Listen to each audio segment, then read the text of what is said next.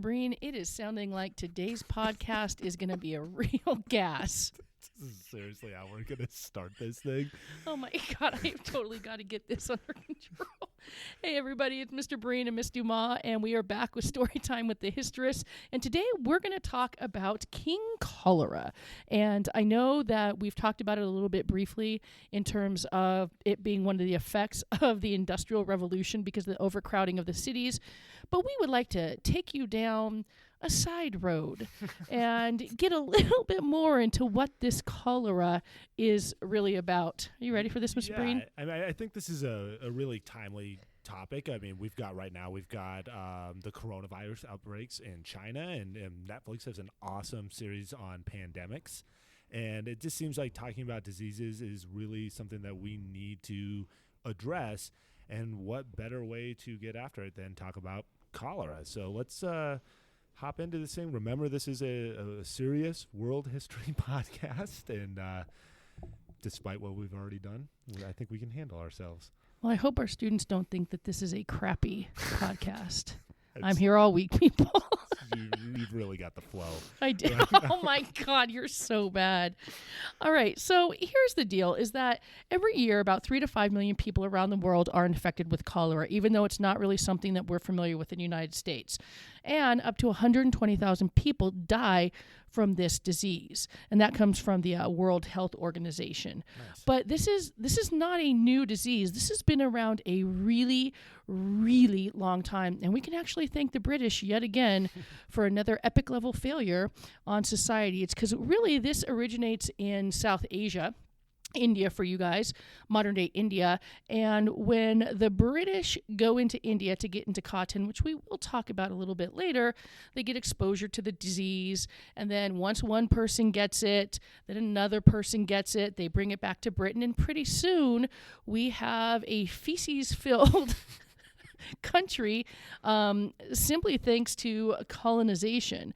And it actually is, I should be honest, it really is a serious disease. Like, nobody wants cholera. Definitely not. And especially in countries outside the United States where they don't have access to the same level of health care, this really can be deadly. But it's always fun to blame the British. Yeah, I mean, you have to. And I think a really good point that you just made with bringing the British into this thing is that the British taking cholera out of India makes it a pandemic. And that's a term that I think often gets thrown aside, and we use the term epidemic. But pandemic, just like the prefix there, pan, everywhere. This is going to be the spread of cholera all across the planet. Yeah, it's pretty bad. And for those of you who don't know what cholera is, it is what we call a digestive disease. And basically, if you contract cholera, you are going to end up with a severe case. Are you ready for it, Mr. Breen? I'm ready for it. A severe case of diarrhea. Right. And is this like normal diarrhea? No, this is like full-on speed poop, man. Like, you are literally on the toilet pooping water. Oh, and blood. So this is the runs. This is what people talk about when they talk about the runs. All right. Like, literally. This isn't like, a couple of times and you're done. You take a nap, you wake up, and everything's fine. Like, this is, you are basically pooping out your body. That's, okay, so logical question then. Does this kill you? It certainly can if you don't get it taken care of, or antibiotics. It's definitely going to lead to shock as a result of the dehydration. And if you literally, if you continue to poop out your body and there's nothing left in it, you can die from this. That is a horrible way to go out. I mean, we've talked about some pretty heavy topics, and this is awful.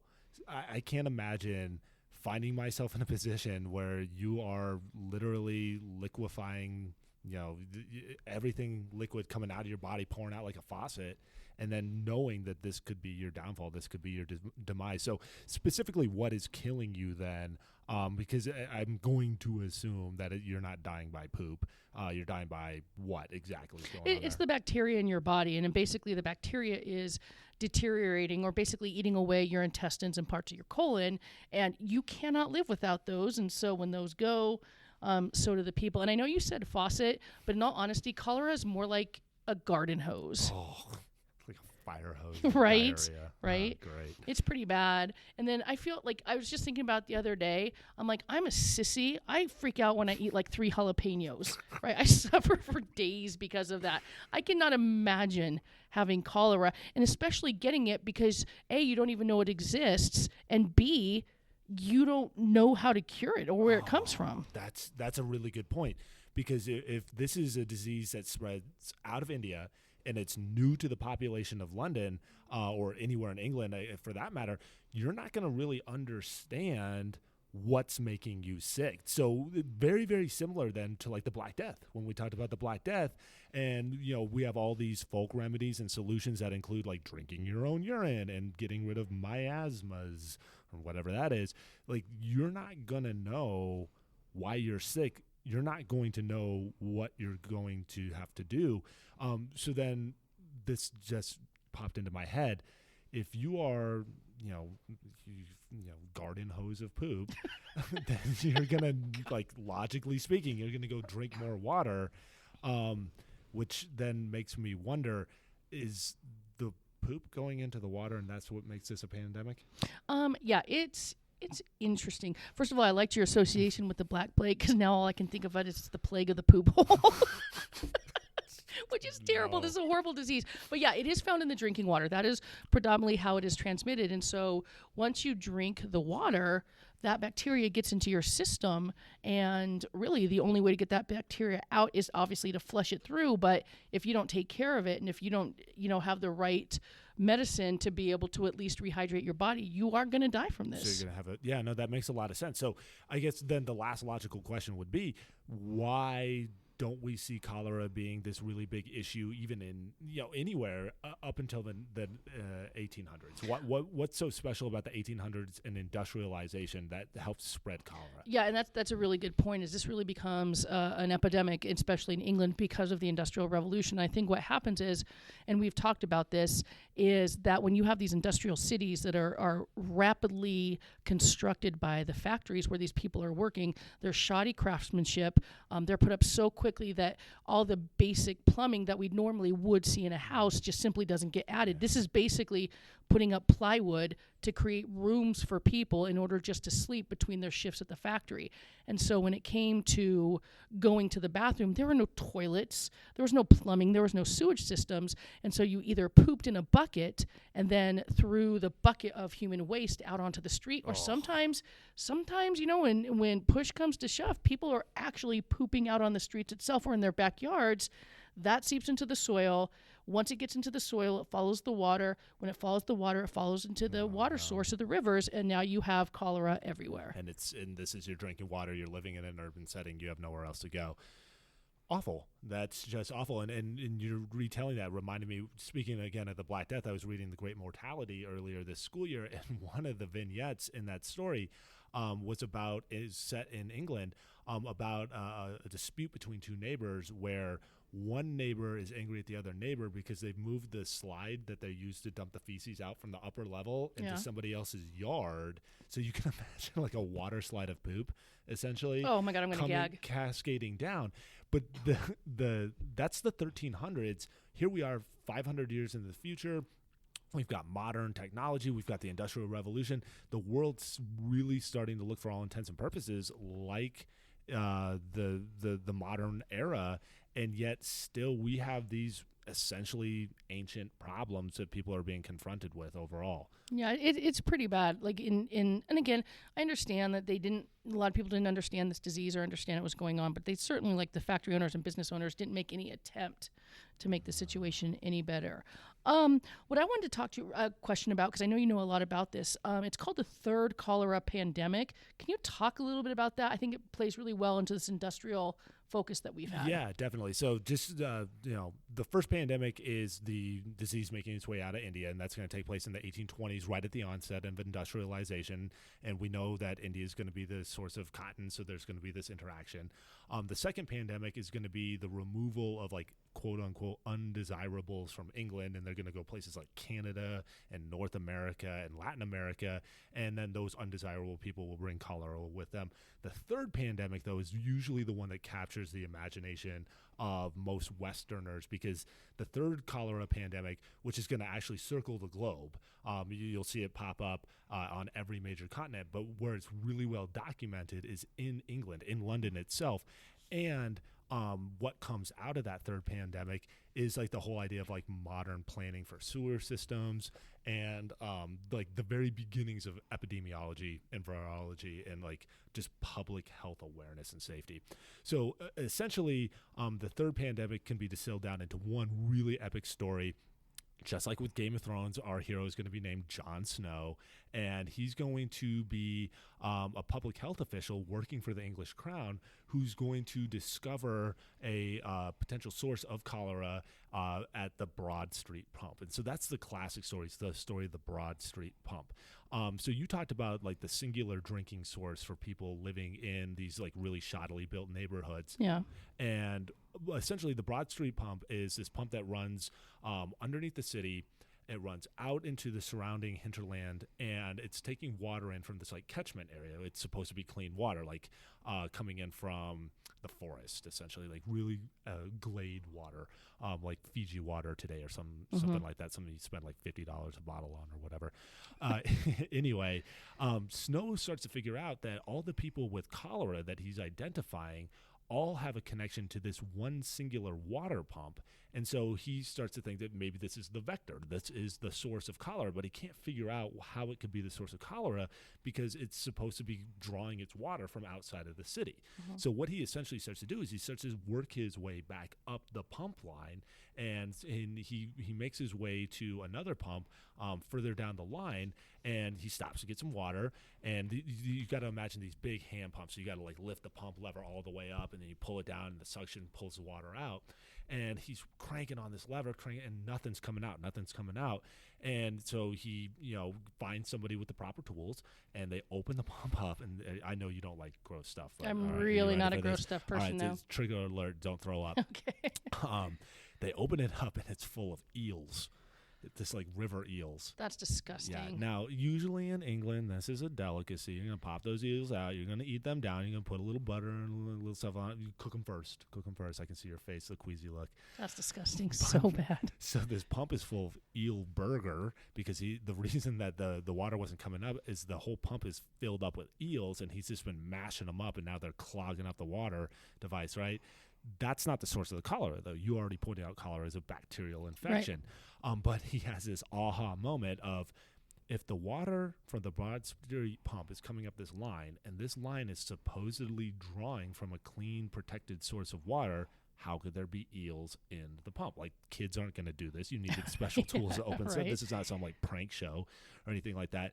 So Snow thinks he's got it. Like, the water's not coming from where it's supposed to come from. So he basically unearths a map. He has some help. He finds his way back to where the water's coming from. And another trigger warning, it's basically like this septic pool pond. There's feces floating in the water. So you get that reciprocal like diarrhea fountain of human beings. Are you telling me that there are literally pieces of poop floating on top of the water? Yes. So he's witnessing firsthand. He's like, I think I know what the problem is. And the problem is we've been drinking toilet water from this pump. And this pump is drawing from this pool, and it's the only pump drawing from this pool. And so he's able to isolate this outbreak in 1854 back to the Broad Street pump. One of the cool things, it's in the History Channel that has a documentary that covers this, but he also finds like a victim who drank the water, who didn't live in the neighborhood, so he's able to find like a control, 'cause good science is good science.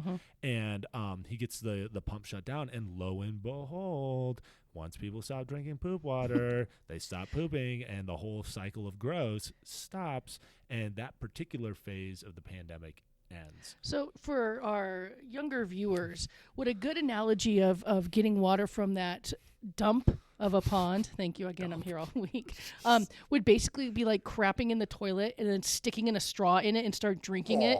I didn't say That's I'm sorry. disgusting. But that's kind of like what it is. It really is. I mean, yeah, and because there is no water filtration system. We're not putting fluoride in the water in 1854. We're not putting chlorine. We don't have water treatment plants. No Brita systems? No, there's nothing. There's basically this belief that, like, remember, the cause of this is bad air. It's miasma. It's earthquakes. I mean, you look at some of the stuff from the 1830s for what's causing cholera, and the idea here is it's a natural disaster. And we haven't really gone that far then from like Greek times when the gods are punishing us. There's not real science yet. We don't have antibiotics. We don't have any of these sorts of things.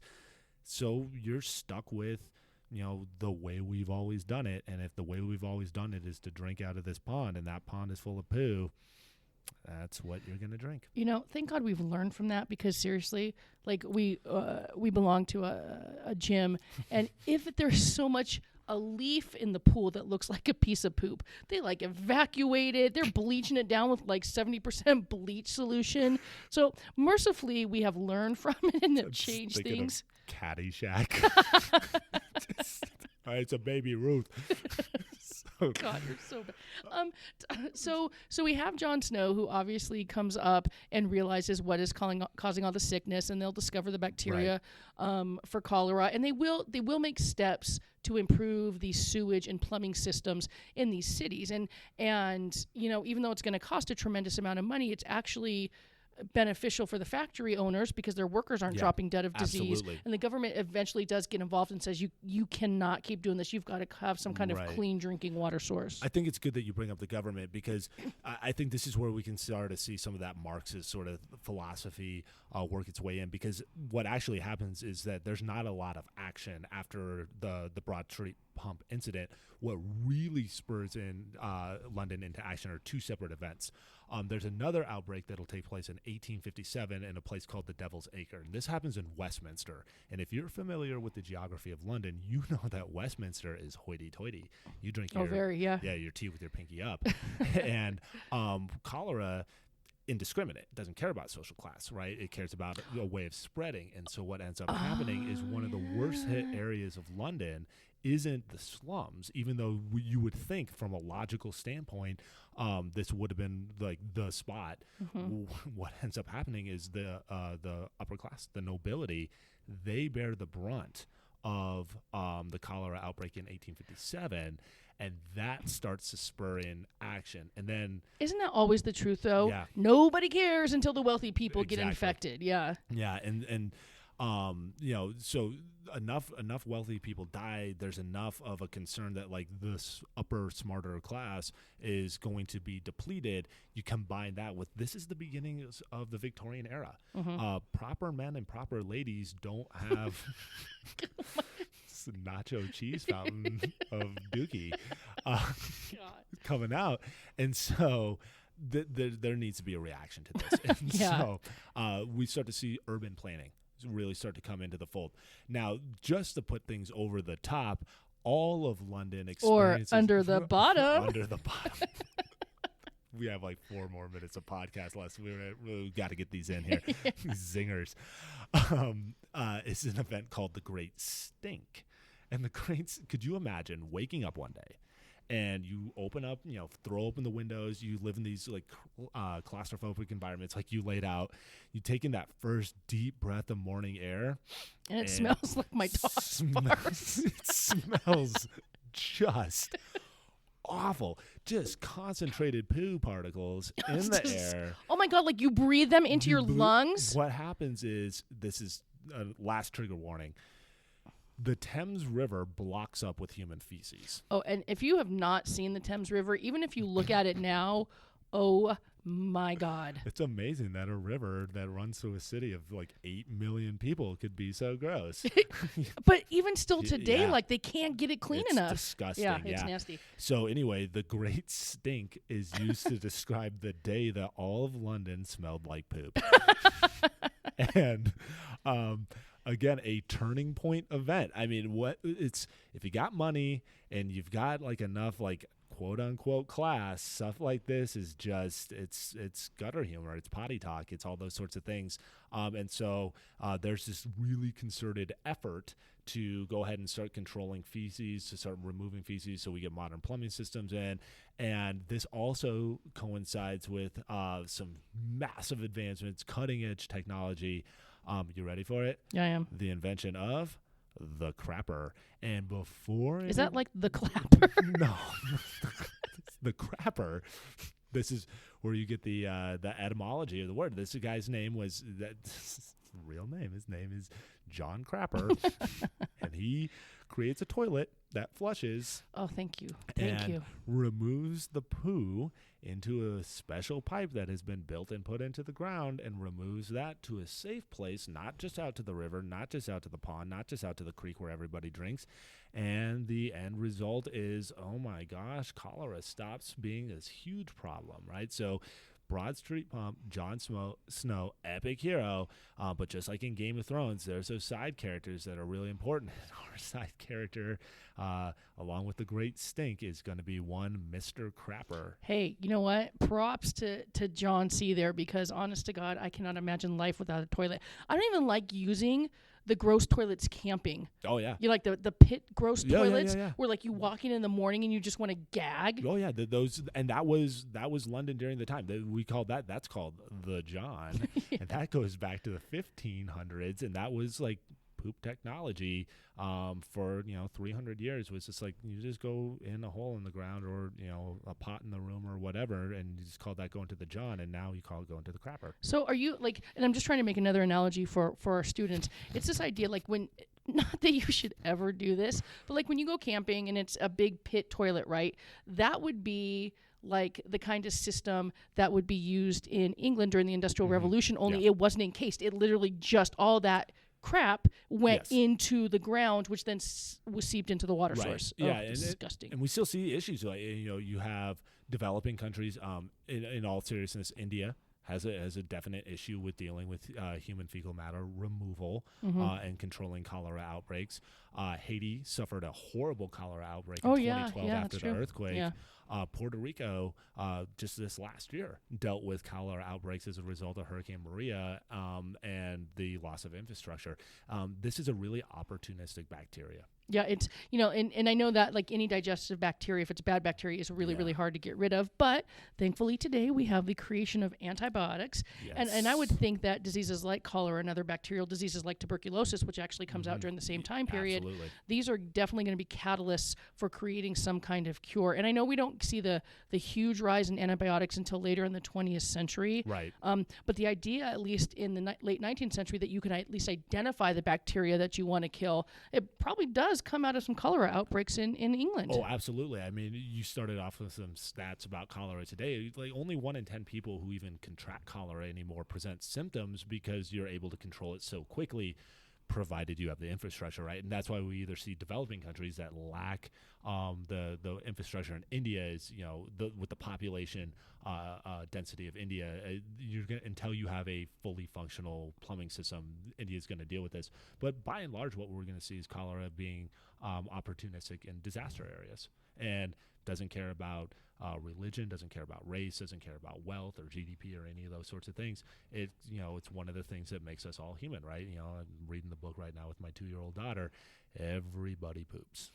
And so there's a book called Everybody Poops. You didn't read that with your young one? I don't think so. All I remember is I remember reading a book where it made the toilet into some kind of cute little creature and something said "eat my poop" or something.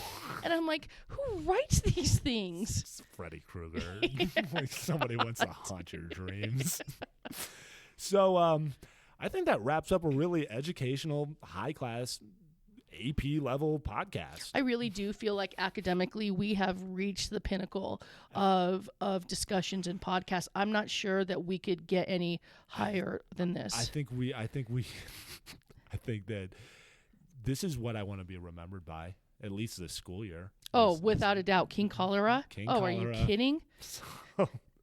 All right, you want to go ahead and sign this one off? Yep, ladies and gentlemen, thanks again for listening. We really do hope you enjoyed this episode of Storytime with the Histress. We will be back next week with something a tad bit more serious. Yeah, our next couple podcasts, we got some good stuff lined up here for you guys, and I think our next one in particular is going to be a little bit of a tearjerker in all seriousness. So, yeah, we'll hit you guys with some good content, but this was too good of a side story to pass up, and this is Storytime with the Histress after all. All right. We'll see you guys next time. Goodbye.